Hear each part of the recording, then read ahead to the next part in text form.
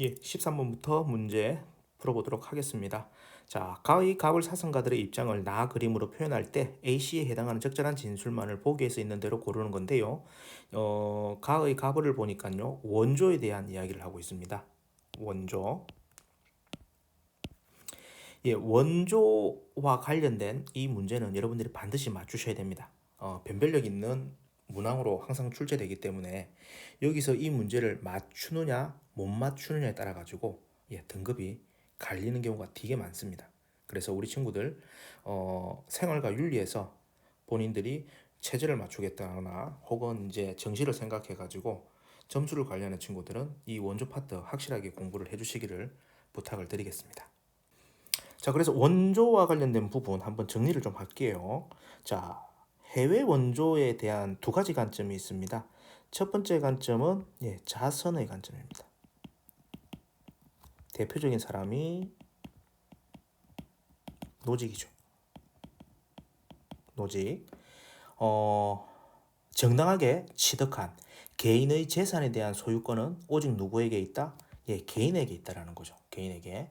그래서 처분권 또한 개인의 자유로운 선택이라는 겁니다. 자유로운 개인의 선택이라는 거죠. 다시 말해서 원조를 하지 않는다고 해서 비난받을 이유가 있다 없다? 없다라는 거죠. 없다는 거죠. 자, 그러면은 원조 자체를 부정하느냐? 아닙니다. 원조 자체를 부정하는 것은 아니라는 거 여러분들이 기억하시기 바라고요. 이제 두 번째 관점인데요. 이 두 번째 관점은 의무의 관점입니다. 의무의 관점.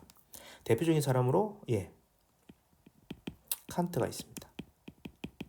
칸트는 인도주의적 관점에서 원조를 생각을 하고 있고요. 두 번째 대표적인 사상가는 싱어가 있습니다. 자, 싱어. 싱어 하면 여러분들 생각나는 거 그렇죠? 공리주의죠. 공리주의. 공리주의. 인류 전체의 어떤 행복이나 복지 정진의 차원에서 뭐 해야 된다? 원조를 해야 된다는 겁니다. 이익평등 고려의 원칙을 적용해서 빈곤으로 인한 고통을 감소시켜야 된다. 이익 평등 고려의 원칙을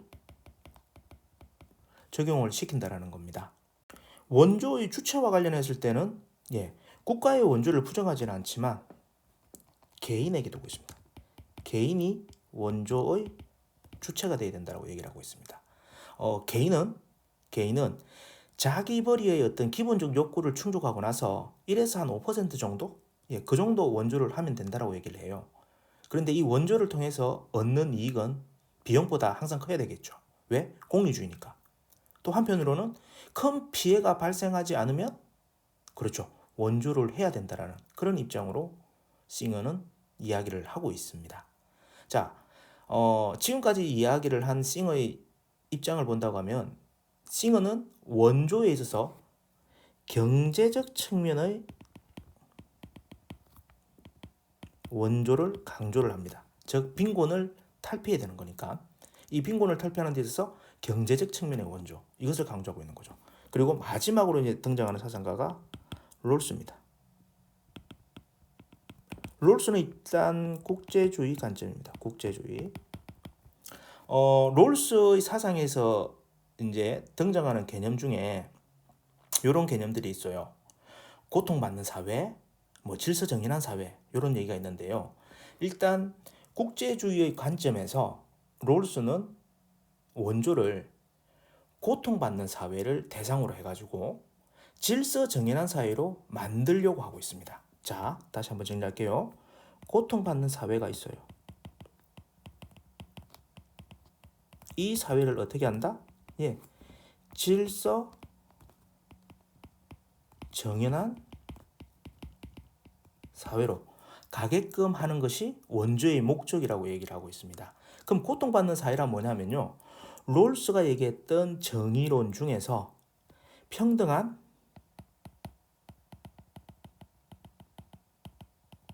자유의 원칙 그리고 기회 균등의 원칙이 지켜지지 않는 겁니다.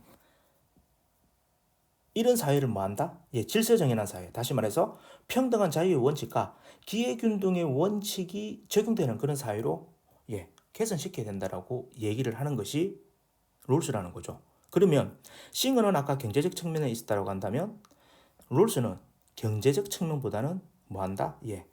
사회의 어떤 구조나 제도 개선이 주된 목표가 되는 겁니다. 사회와 구조 제도 개선, 구체적으로 어떤 모습? 평등한 자유의 원칙과 기회균등의 원칙. 그래서 요런 원조를 하기 위해서는 개인 차원의 어떤 원조를 부정하지는 않지만 어떤 게 주가 돼야 되냐, 주체가 돼야 되냐 하면은 결국 그렇죠. 국가나 국제기구가 주체가 될 수밖에 없는 겁니다. 여기서 우리가 절대 빈곤과 관련된 부분 한번 생각해 볼 수 있는데 롤스의 관점 이거 정리하셔야 됩니다. 절대 빈곤에 대한 부분. 자, 정치 체제가 불안정하면은 그 사회 구성원들이 살아가는 경제적 상황 어려울 수 있겠죠. 빈곤에 처해질 수 있을 겁니다. 그런데 엄격하게 한번 생각을 해봅시다. 모든 절대적 빈곤이 과연 정치 체제의 결함에서 발생하는가? 그렇지 않다라고 롤스는 생각하는 겁니다. 그래서 롤스는 모든 절대 빈곤을 해결하고자 하는 것이 아닙니다. 다시 한 번 더 강조합니다. 질서정연한 사회의 구축만 해주면 된다라고 얘기하는 겁니다. 그 이상의 원조는 불필요하다라고 얘기를 하고 있습니다. 다시 한 번 강조합니다. 롤스는 원조를 질서정연한 사회의 구축만 하면 됩니다. 그 이상의 원조는 불필요하다고 얘기를 하고 있습니다. 자, 더불어서 우리가 한번 짚고 넘어가야 될 개념이 있는데요. 이게 뭐냐면요. 지구적 정의 실현이라는 개념과 지구적 분배 정의 실현이라는 개념이 있습니다. 요 두 개를 여러분들 구분하셔야 됩니다. 자, 지구적 정의 실현에는 다양한 의미가 들어가 있습니다. 그러면 지구적 분배 정의라는 개념도 지구적 정의 실현 안에 들어가는 겁니다. 자, 그러면 지구적 분배 정의의 개념은 뭐냐면요. 경제적 측면에서의 분배적 측면을 강조하는 겁니다. 다시 한번 얘기할게요. 지구적 분배 정의 실현이라는 것은 경제적 측면에서의 분배적 측면을 강조한다는 거죠. 자, 그렇다고 한다면 롤스의 관점에서는 지구적 분배 정의 실현이 해당이 될까요? 안 되는 거죠. 누구에게만 해당된다? 싱어에게는 해당이 됩니다. 그러나 지구적 정의 실현은 싱어와 롤스 모두에게 포함이 됩니다. 자, 그럼 다시 문제로 돌아볼게요. 갑을 보겠습니다. 갑은 원조의 의무는 이익평등 고려의 원칙에 따라 행해져야 된다. 이익평등 고려의 원칙. 일단 싱어라는 거 바로 나오죠. 얼마나 떨어져 있고 어떤 공동체에 속하느냐는 원조를 결정하는 기준이 아니다. 고통에 쌓여 있는 사람들의 어떤 부분들을 해결을 해줘야 된다는 거죠. 자, 얼로 갈게요. 원조의 의무는 합당하게 정의로운 자유적 만민과 적정 수준의 만민이 불리한 여건에 의해서 고통받고 있는 사회에 대해 부담해야 할 의무이다. 불리한 여건에 의해 고통받고 있는 사회. 고통받는 사회라고 했죠. 롤스입니다. 자, 그러면 갑은 싱어, 을은 롤스고요. A는 싱어만의 입장, B는 싱어와 롤스의 공통점, 그리고 C는 롤스만의 입장입니다. 한번 볼게요. 자, A입니다. 빈곤에 처한 모든 사람들을 균등하게 원조해야 된다. 균등하게 원조 가능할까요? 가능하지 않죠. 가능할 수가 없죠. 싱어는 이익평등 고려의 원칙, 그 고통을 받는 부분에 있어서 절대적 빈곤 상황에 놓여져 있는 그 사람들의 이익을 그렇지 않은 사회에 살고 있는 우리가 동일하게 바라고 하는 거지 균등하게 원조해라고는 안 합니다. 앞서 얘기했던 것처럼 개개인이 원조의 주체입니다. 그리고 개개인이 벌어들이는 돈이 틀리죠. 거기에서 1에서 5% 정도 내면 된다라고 했는데 그런 관점에서 본다고 하면은 결국 결과론적으로 동등한 원조는 불가능한 거죠. 그래서 A는 틀린 게 되는 거고요. B, 싱어와 롤스의 관점인데 원조할 때 원조 대상국의 정치적 상황을 고려해야 된다. 당연히 정치적 상황을 고려를 해야 됩니다.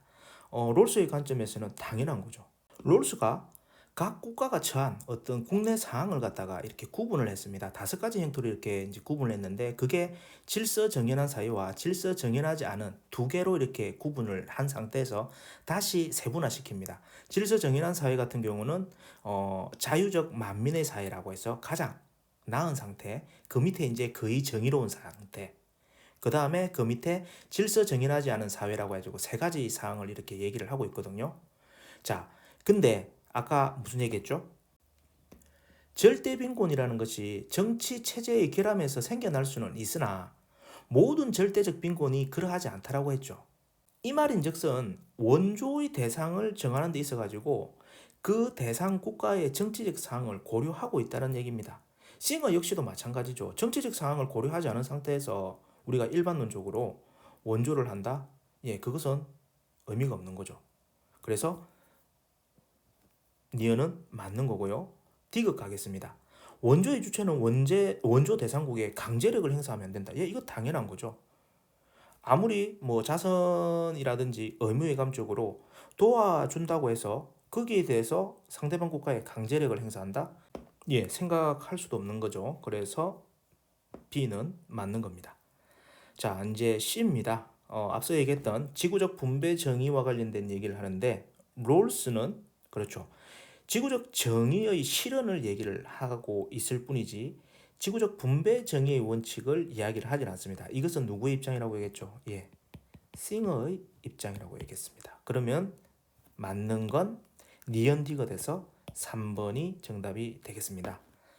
해외 원조 이 부분 상당히 여러분들이 관심을 가져야 되는 부분이니까요. 다시 한 번 더 여러분 스스로가 학습을 해 주시기를 거듭 부탁드리겠습니다. 자, 14번입니다. 가불의 입장으로 가장 적절한 것은 아까 남북의 분담 비용 중 국방비가 큰 비중을 차지하고 있다. 국방비가 큰 비중을 차지하고 있다. 남북은 모두 경제 규모 대비 적정 수준 이상의 국방비를 지출하고 있다. 남북이 통일이 된다면 국방비를 줄일 수 있다. 국방비를 줄일 수 있다. 그래서 통일 비용에 대한 부담도 줄어들 것이다 라고 얘기를 하고 있고, 을은 남북이 통일이 된다면 통일 이전과 달리 세계적인 강대국들과 국경을 접하고 있기 때문에 국방비가 늘어난다. 언제? 통일이 된다면. 그래서 통일에 따른 국방비 증가는 통일 비용에 대한 부담을 더 크게 할 것이다 라고 얘기를 하고 있습니다. 요거는 그냥 비문학 문제입니다. 요 관점에서 이제 맞는 거 찾는 거죠. 자, 갑 보겠습니다. 통일 편익은 통일로 인한 어떤 이로운 혜택은 북한이 아닌 남한 지역에서만 발생할 것인가? 아니죠. 2번 통일 이후의 국방비 감소는 통일 편익을 증대시킬 수 있다. 그렇죠. 통일이 되게 되면 국방비가 줄어들어 가지고 통일 비용에 대한 부담도 줄어들 것이다 라고 하면서 통일 편익이 증대된다라고 얘기를 했기 때문에 2번은 맞고요. 3번 볼게요. 통일된 이후에도 분담 비용은 지속적으로 발생할 것이다. 분담 비용이라는 이 부분이 잘못된 거죠. 통일이 됐는데 어떻게 분담 비용이 나와요? 다만 세계적인 강대국들과 국경을 접하고 있기 때문에 국방비가 늘어난다고 얘기를 했죠. 그래서 이것도 틀렸다. 4번 통일국가의 영토는 남북한을 합친 것보다 확장될 것이다. 상관없는 얘기고요. 5번 갑을 통일 이전 대비 통일 이후의 국방비는 증가할 것이다. 이것은 갑은 해당되지 않죠. 을만 얘기를 하고 있는 거죠. 그래서 5번도 틀린 게 되는 겁니다. 그래서 답은 2번이 되겠습니다. 15번입니다. 갑을 사상가들의 입장으로 적절하지 않은 것을 묻고 있습니다. 갑을의 내용을 일단 보니까요. 국가의 기원에 대한 얘기를 하고 있습니다. 요 국가의 기원과 관련했을 때도 여러분들 변별력이 있습니다. 그래서 요 부분 여러분들 또 앞선 13번 문제만큼이나 열심히 공부를 해주셔야 되는 부분입니다. 자, 갑은요. 일단 국가는 자연의 산물이며 개인보다 앞서 있다라고 얘기를 하고 있는데 일단 국가를 자연 발생론적 관점에서 보고 있는 아리스토텔레스의 입장입니다.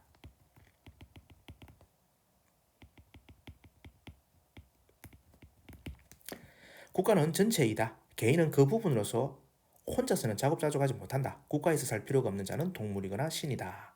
이렇게 되어 있고 을은 국가는 사람들이 비교적 평화로운 자연 상태를 벗어나 생명, 자유, 재산을 보존하기 위해 만들었다. 최고 권력인 입법권은 이러한 목적으로 신탁된 권력이다.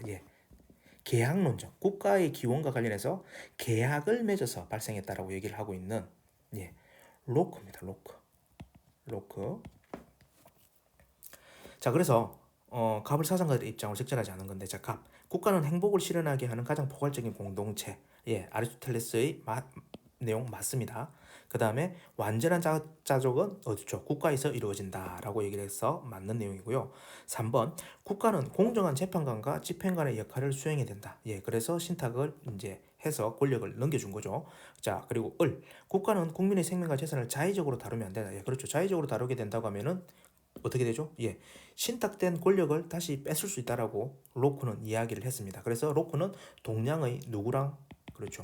맹자의 역성혁명을 생각해 하는 그런 서양 사상가라고 얘기를 합니다. 자, 5번. 갑을 국가 질서는 통치자가 절대 권력을 가져야 된다. 절대 권력을 가져야 된다는 입장은 아리스토텔레스, 로크 다 해당되지 않습니다. 통치자의 어떤 절대 권력을 얘기하는 것은 홉스죠, 홉스. 그래서 5번이 틀린 선지가 되겠습니다. 오늘 마지막 문제입니다. 16번. 갑을 사상가들의 입장만을 보기에서 있는 대로 고른 것은 자, 갑을 내용을 보게 되니까 죽음에 대한 이야기를 하고 있습니다. 자, 사람도 잘 섬기지 못하면서 어떻게 귀신을 섬길 수 있겠는가? 이 말인즉슨 그렇죠. 현실 세계에 더 관심을 가지고 있다는 얘기죠. 삶에 대해서 잘 알지도 못하면서 어떻게 죽음에 대해 알겠는가? 누구죠? 그렇죠. 공자라고 우리는 학습을 했습니다. 그 다음에 진이는 삶을 기뻐할 줄도 모르고 죽음을 싫어할 줄도 모른다. 삶의 시작을 꺼리지도 않고 삶의 끝을 바라지도 않는다. 의연히 가고 의연히 올 따름이다. 진이라는 개념에서 우리는 도가 장자의 사상, 장자의 입장이라는 것을 알 수 있을 겁니다. 자, 그러면 공자와 장자의 입장을 찾으면 됩니다. 자, 도덕적 삶보다는 사후 세계에 관심을 가져야 된다. 아니죠. 사후 세계가 아니라 현실, 지금 살고 있는 현재를 더 중요시하는 것이 공자의 입장이었죠. 그래서 기억은 해당이 안 되고요. 자, 죽은 사람에 대한 애도는 예에 맞게 표현해야 된다. 요 부분은 맞죠. 공자가 재래를 강조했다라는 거 생각하시면은 당연히 맞는 걸로 여러분들이 선택을 했을 겁니다. 자, 그리고 이제 장자로 가겠습니다. 생사를 분별하는 태도에서 벗어나 도에 따라야 된다. 분별하는 요게 잘못되었다라고 얘기했죠.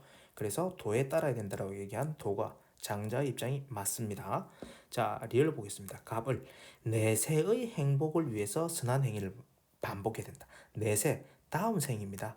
그래서 선한 행위를 언제? 지금 해야 된다. 이것은 불교의 관점인 거죠. 그래서 리얼도 해당이 안 됩니다. 그래서 답은 니은 디귿인 3번이 되겠습니다.